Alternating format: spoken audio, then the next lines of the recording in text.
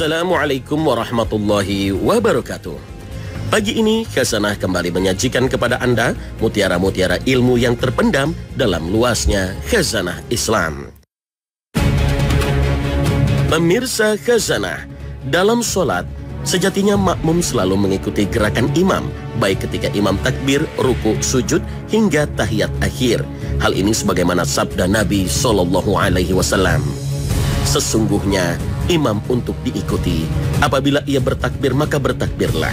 Dan kalian jangan bertakbir sampai ia bertakbir. Apabila ia ruku, maka rukuklah. Dan kalian jangan ruku sampai ia ruku. Apabila ia mengatakan Sami Allahu liman hamidah, maka katakanlah Rabbana walakal hamdu. Apabila ia sujud, maka sujudlah. Dan kalian jangan sujud sampai ia sujud. Hadis riwayat Abu Dawud. Namun faktanya ada saja makmum yang sengaja melanjutkan bacaannya hingga imam merubah gerakan sholat dan masuk ke gerakan rukun sholat berikutnya. Misalnya, makmum masih sujud, namun imam sudah bangkit dari sujud. Atau bisa juga makmum masih melanjutkan bacaan doanya pada saat tahiyat akhir, padahal imam sudah selesai mengucapkan salam yang kedua. Lantas, bagaimana menurut pandangan syariat agama? Bolehkah makmum melanjutkan bacaannya sementara imam sudah merubah gerakan sholatnya? Bagaimana jika ketinggalan? Apakah sholatnya sah? Para ulama sepakat bahwa mengikuti gerakan imam pada saat sedang sholat berjamaah hukumnya wajib bagi makmum, dan ia tidak boleh tertinggal dari gerakan imam meskipun satu gerakan sholat saja. Dengan diwajibkannya makmum mengikuti gerakan imam, sampai-sampai Rasulullah SAW memerintahkan orang yang tertinggal sebagian sholatnya atau masbuk untuk memulai dan langsung mengikuti imam dalam semua keadaan. Dari Ali bin Abi Thalib dan Mu'adz bin Jabal radhiyallahu anhuma bahwa Nabi SAW bersabda, apabila salah seorang dari kalian mendapatkan sholat dan imam sedang dalam suatu keadaan, maka hendaklah ia melakukan seperti yang dilakukan oleh imam. Hadis riwayat At-Tirmizi. Bahkan Rasulullah SAW juga bersabda, apabila ia imam sholat berdiri, maka sholatlah kalian dengan berdiri. Apabila ia sholat dengan duduk, maka sholatlah kalian semua dengan duduk. Hadis riwayat Abu Daud, Al-Bukhari, dan Muslim. Oleh karena itu, jika seorang makmum takhalluf atau tertinggal dari gerakan imam karena melanjutkan bacaan sholatnya yang belum selesai, sedangkan imam telah berpindah ke gerakan berikutnya lagi yang menyebabkan makmum ketinggalan satu rukun, maka hal ini tidak dianggap takhalluf bil uzur atau tertinggal karena uzur, sehingga sholatnya dianggap batal. Sebab membaca bacaan sholat hukumnya sunnah, sedangkan mengikuti imam hukumnya wajib. Salah seorang ulama kontemporer berkata, pendapat yang rajih sesuai yang kita rajihkan dalam masalah mendahului imam adalah apabila tertinggal satu rukun tanpa uzur, maka sholatnya batal, baik yang tertinggal itu ruku atau selainnya. Akan tetapi jika makmum takhalluf bil uzur atau tertinggal dari gerakan imam karena uzur seperti karena tidak mendengar suara imam, maka ia boleh melanjutkan sendiri gerakan sholat itu hingga sama keadaannya dengan keadaan imam dan sholatnya tetap sah. Al-Khatib Muhammad bin Ahmad Asy-Syarbini Asy-Syafi'i rahimahullah berkata, adapun jika dia tertinggal kurang dari satu rukun seperti imam ruku duluan sebelum makmum, lalu makmum menyusulnya sebelum imam mengangkat kepalanya dari ruku, atau makmum tertinggal satu rukun karena suatu uzur, maka sholatnya tidak batal. Lalu bagaimana jika imam telah selesai mengucapkan salam yang kedua, tetapi makmum masih tetap menyempurnakan bacaan doanya? Apakah ini dianggap takhalluf yang membatalkan sholatnya?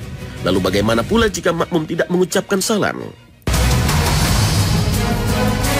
Para ulama sepakat bahwa salam merupakan rukun sholat yang terakhir, sehingga apabila ditinggalkan baik karena sengaja maupun lupa, maka sholatnya tidak sah.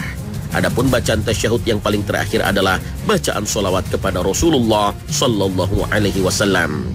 Rasulullah Sallallahu Alaihi Wasallam bersabda, kunci sholat adalah bersuci, yang mengharamkannya adalah takbiratul ihram, dan yang menghalalkannya adalah salam. Hadis riwayat Ahmad, Abu Daud, dan At-Tirmizi. Para ulama sepakat bahwa takhalluf bil uzur atau tertinggal tanpa uzur yang dapat membatalkan sholat adalah apabila imam masuk ke dalam gerakan sholat yang kedua berikutnya sehingga makmum tertinggal satu gerakan sholat. Adapun salam dalam sholat merupakan rukun yang terakhir dan tidak ada rukun lain setelahnya. Oleh karena itu disunnahkan bagi makmum untuk mengikuti imam di awal waktu setelah imam mengucapkan salam yang kedua dan tidak berlama-lama. Zainuddin bin Abdul Aziz Al-Malibari Al-Fanani dalam kitab Fathul Mu'in berkata, yang sunnah bagi makmum adalah hendaknya awal pekerjaan makmum dikerjakan setelah selesai semua gerakan imam.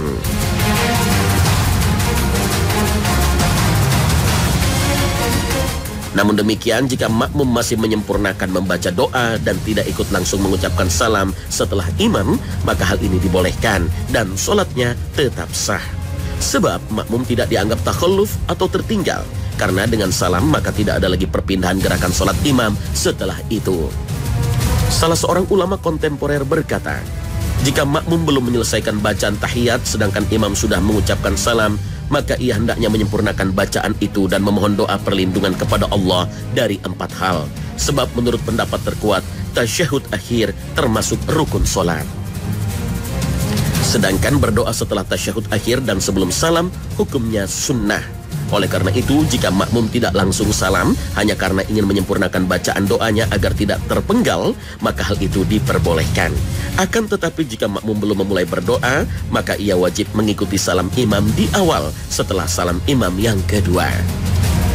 Jika makmum telah salam, dianggap tidak membatalkan sholat karena menyempurnakan doanya. Lantas doa apakah yang dianjurkan untuk dibaca pada tasyahud akhir?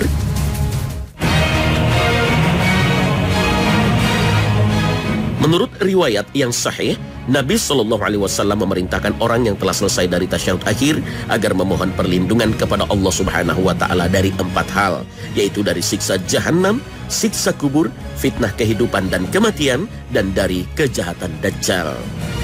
Rasulullah SAW bersabda, jika salah seorang di antara kalian selesai dari tasyahud akhir, maka mintalah perlindungan kepada Allah dari 4 hal, dari siksa jahanam, siksa kubur, fitnah kehidupan dan kematian, dan dari kejahatan Masih Dajjal.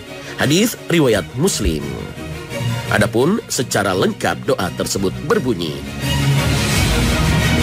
Allahumma inni a'udzubika min azabi jahannama wa min azabil qabri wa min fitnatil mahya wal mamati wa min syarril masihid dajjal. Ya Allah, aku berlindung kepadamu dari siksa neraka jahanam, dari siksa kubur, dan fitnah kehidupan dan kematian, serta dari kejahatan Masih Dajjal.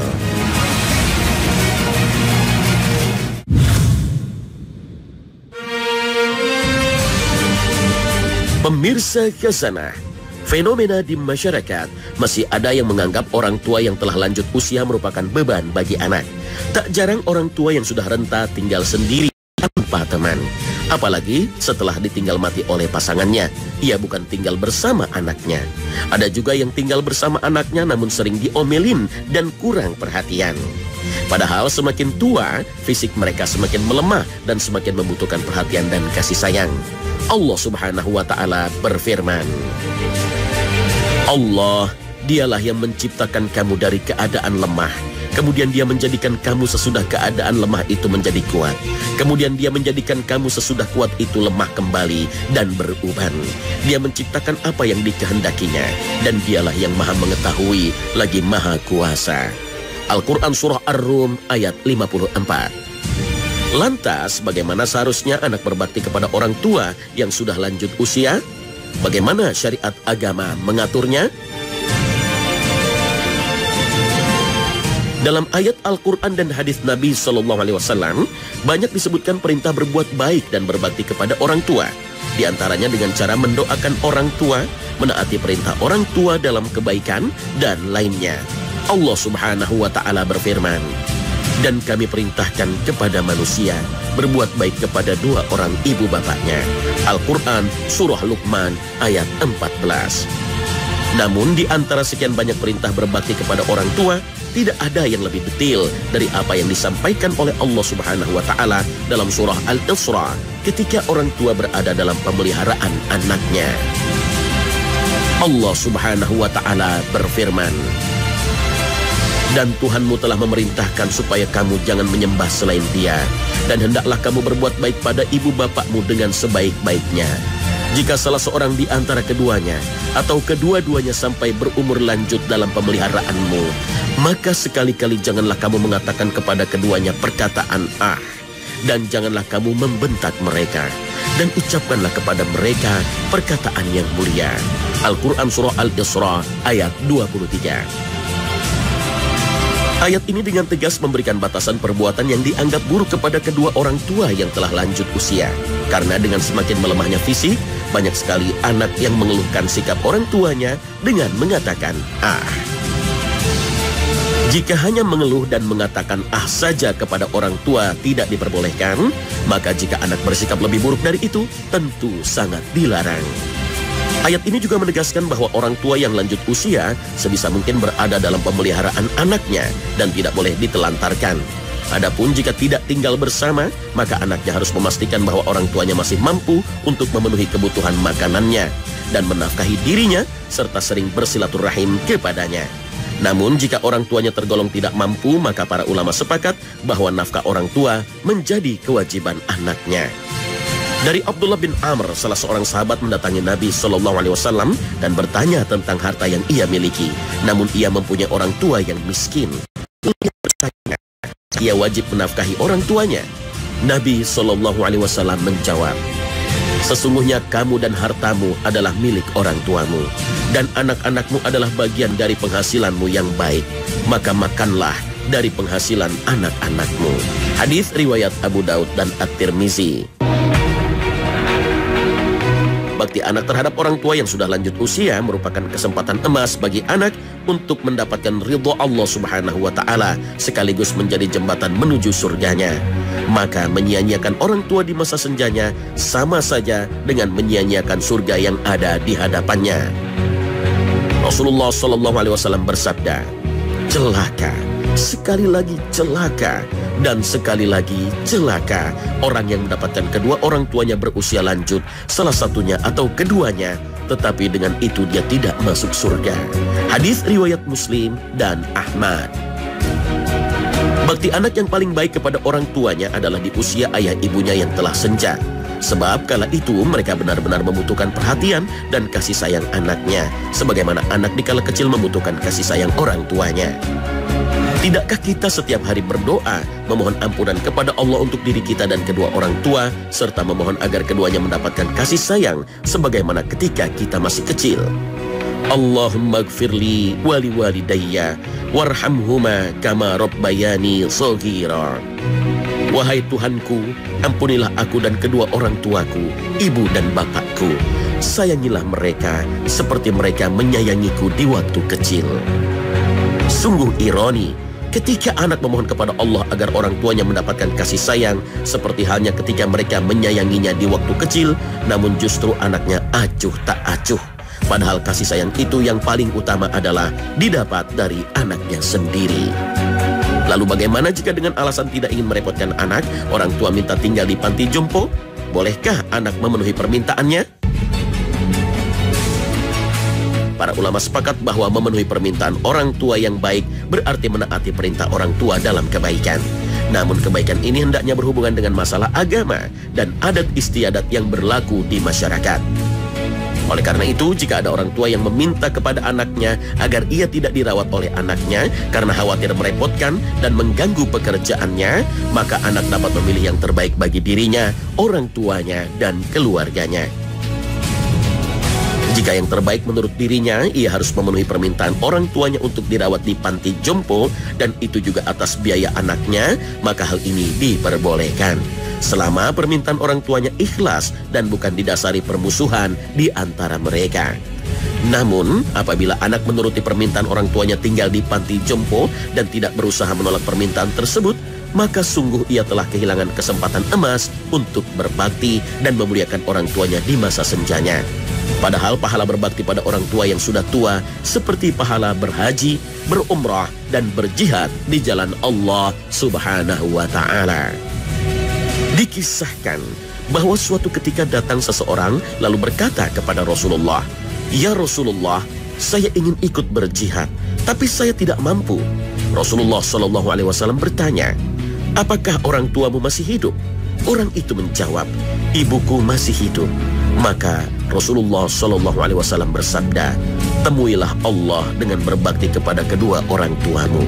Jika engkau melakukannya, maka engkau seperti berhaji, berumrah, dan berjihad. Hadis riwayat At-Tabrani. Selain itu, dalam adat ketimuran, menitipkan orang tua di panti jompo dalam keadaan anak mampu secara materi untuk memelihara dan merawatnya di rumah dianggap sebagai aib dan bukti ketidakmampuannya berbakti kepada orang tua. Wallahu a'lam bishawab.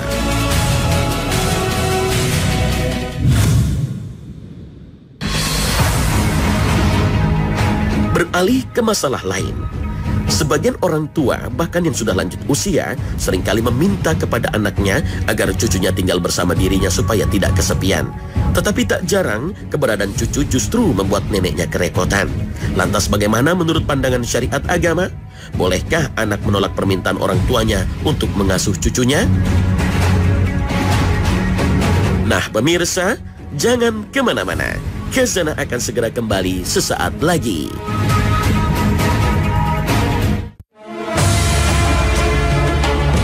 Pemirsa Khazanah, salah satu fitrah manusia adalah suka kepada anak kecil, apalagi seorang nenek terhadap cucunya. Hal inilah yang kemudian membuat nenek ingin mengasuh cucunya. Lalu bagaimana jika anaknya menolak sang cucu diasuh oleh neneknya? Menurut para ulama, permintaan orang tua kepada anaknya untuk mengasuh cucunya merupakan permintaan yang hukumnya mubah dan diperbolehkan selama disepakati oleh keduanya. Namun jika anaknya menolak, maka hal ini juga tidak apa-apa karena hak asuh anak pada orang tuanya dan bukan pada neneknya. Kecuali apabila ibunya meninggal dunia, maka yang lebih berhak atas hak asuh anak adalah nenek dari pihak ibu menurut kesepakatan para ulama. Lalu, apakah anak berdosa karena menolak permintaan orang tuanya ini? Bagaimana jika tanpa diminta, cucu diserahkan kepada neneknya untuk dirawat dan diasuh? Bila anak menyerahkan atau menitipkan cucunya kepada neneknya, maka jika masih dalam batas kesanggupan dan sang nenek bersedia untuk melakukan tugas itu tanpa memberatkannya, maka ini boleh-boleh saja. Meskipun sebenarnya nenek berhak untuk menolaknya karena memang bukan kewajibannya. Akan tetapi jika orang tuanya tidak sanggup untuk menjaga dan merawat cucunya karena faktor usia yang sudah uzur, maka dalam hal ini anak telah membebani orang tuanya dengan sesuatu yang di luar kemampuannya dan hukumnya tidak boleh. Bahkan orang tua wajib menolaknya karena Allah saja tidak membebani seorang hamba di luar kemampuannya. Allah Subhanahu wa Ta'ala berfirman, Allah tidak membebani suatu jiwa kecuali sesuai dengan kesanggupannya. Al-Quran Surah Al-Baqarah ayat 286. Karena itu, jika orang tua menolak untuk mengasuh cucunya, maka ia tidak berdosa. Sementara jika anak memaksakan kehendaknya di luar kemampuan orang tuanya yang sudah uzur, maka justru dia yang berdosa. Selain itu, memberi tugas menjaga dan merawat cucu kepada orang tua yang sudah uzur merupakan perbuatan tidak terpuji dan membahayakan anak. Karena itu, sebaiknya dihindari. Wallahu a'lam bishawab. Nah, pemirsa, sampai di sini akhir perjumpaan kita. Terima kasih atas perhatian Anda. Wassalamualaikum warahmatullahi wabarakatuh.